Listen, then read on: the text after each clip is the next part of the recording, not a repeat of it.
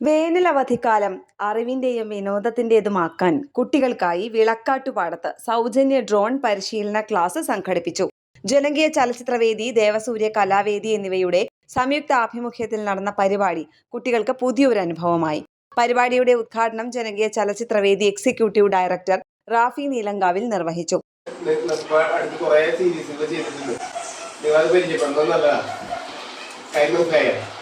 അപ്പോൾ അദ്ദേഹം മീഡിയ രംഗത്തുള്ള ആൾ തന്നെയാണ്.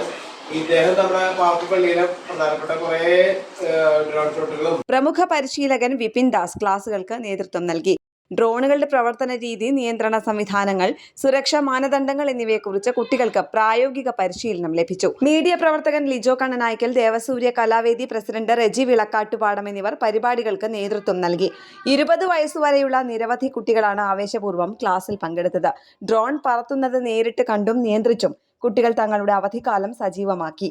വരും ദിവസങ്ങളിലും സമാനമായ രീതിയിലുള്ള സാങ്കേതിക പരിശീലന പരിപാടികൾ സംഘടിപ്പിക്കുമെന്ന് സംഘാടകർ അറിയിച്ചു. കേരള പ്രണാമ ന്യൂസ്, തൃശൂർ.